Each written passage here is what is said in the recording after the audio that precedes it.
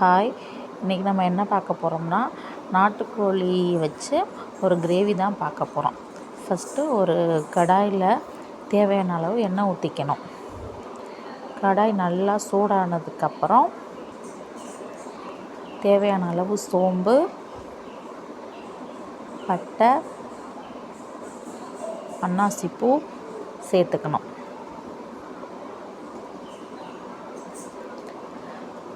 சோம்பு நல்லா பொரிஞ்சு வந்ததுக்கப்புறமா தேவையான அளவு வெங்காயம் சேர்த்துக்கணும்.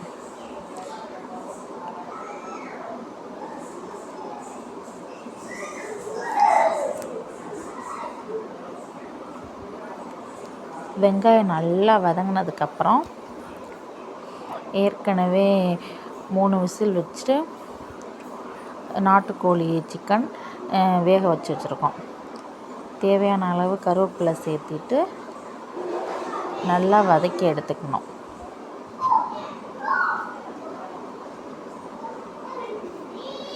வெங்காயம் நல்லா வதங்கினதுக்கப்புறமா தேவையான அளவு இஞ்சி பூண்டு பேஸ்ட்டு சேர்த்துக்கணும்.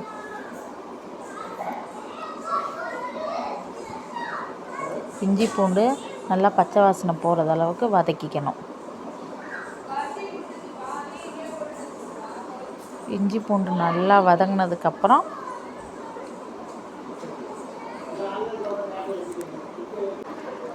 நல்லா இஞ்சி பூண்டை வதக்கி எடுத்துக்கணும். இஞ்சியும் பூண்டும் நல்லா வதங்கினதுக்கப்புறமா 3 தக்காளியை மிக்சியில் போட்டு நல்லா அரைச்சி எடுத்திருக்கேன் பேஸ்ட் பதத்துக்கு. அந்த தக்காளியை இதோடு சேர்த்து நல்லா கிளறி விட்டுக்கணும்.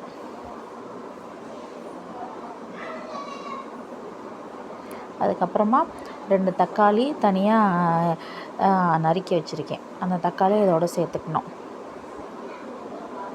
சேர்த்ததுக்கப்புறமா அதுக்கு தேவையான அளவு உப்பு போட்டு வதக்கி எடுத்துக்கணும்.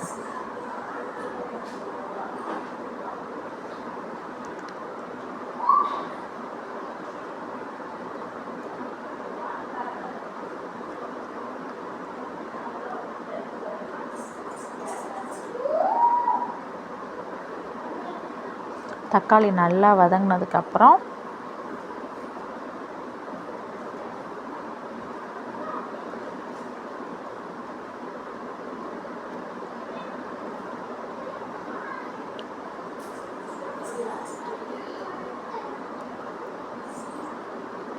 தேவையான அளவு மஞ்சத்தூள் சேர்த்து நல்லா கிளறி விட்டுக்கணும்.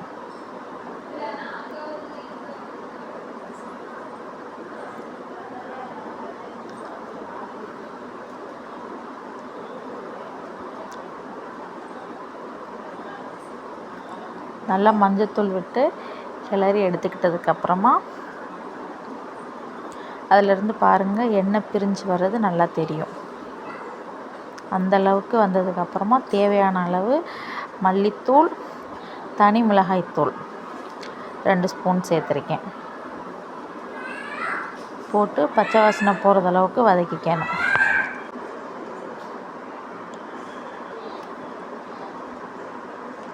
நல்லா பச்சை வாசனை போகிறது அளவுக்கு நல்லா வதக்கி எடுத்துக்கணும்.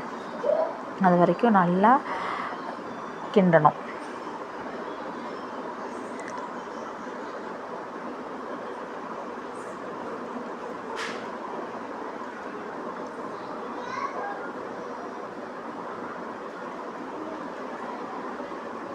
அதுக்கப்புறமா ஒரு குக்கரில் வேக வச்சுருந்த நாட்டுக்கோழி கோழியை எடுத்து கடாயில் சேர்த்துக்கணும்.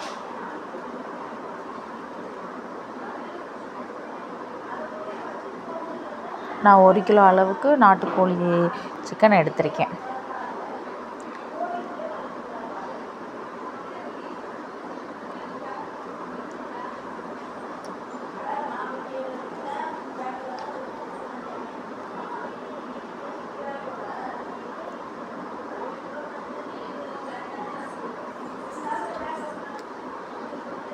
எல்லாத்தையும் நல்லா சேர்த்து நல்லா மசாலாலாம் அந்த சிக்கனோடு சேர்கிற அளவுக்கு கிளறி விட்டுறணும்.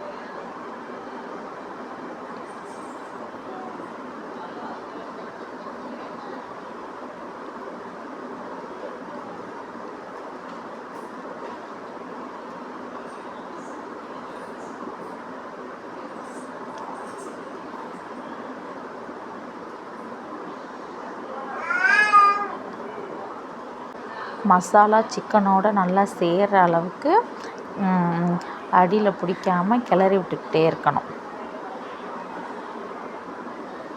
ஓரளவு மசாலா சிக்கனோடு சேர்ந்து வர வரைக்கும் வெயிட் பண்ணணும்.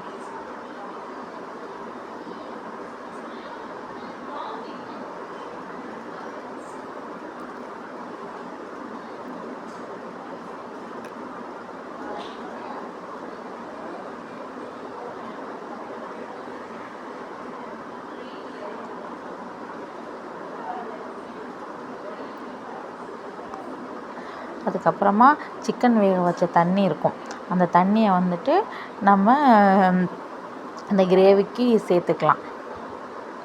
சேர்த்து அதையும் நல்லா கிளறி விட்டுக்கணும்.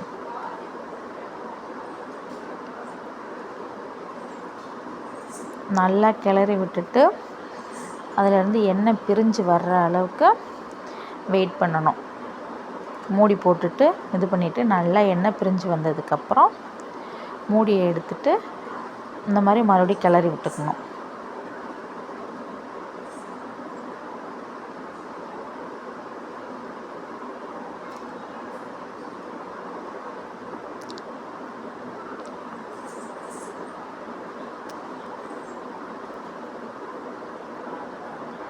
இந்த மாதிரி நல்லா கொதி வந்ததுக்கப்புறமா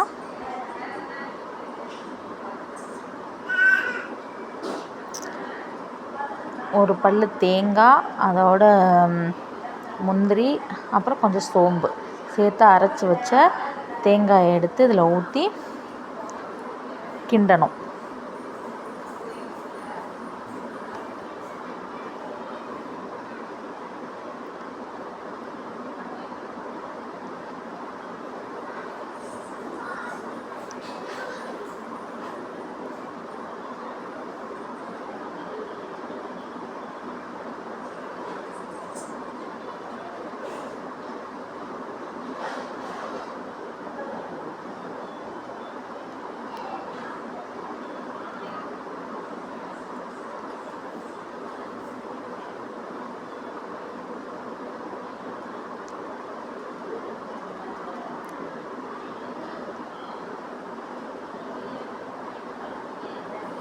தேங்காய் போட்டதுக்கப்புறம் ரொம்ப நேரத்துக்கு கொதிக்க வைக்கக்கூடாது.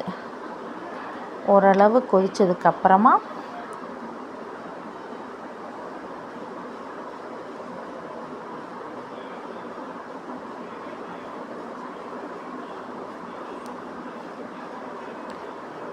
தேவையான அளவு கொத்தமல்லி, மல்லித்தழை போட்டுட்டு இறக்கிக்கணும்.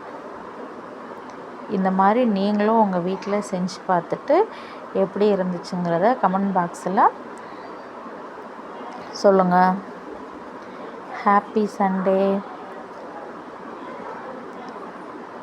இந்த மாதிரியான விலாக்ஸுக்கு காரைக்குடி பொண்ணு சேனலை சப்ஸ்கிரைப் பண்ணிக்கோங்க, லைக் பண்ணுங்கள், ஷேர் பண்ணுங்கள்.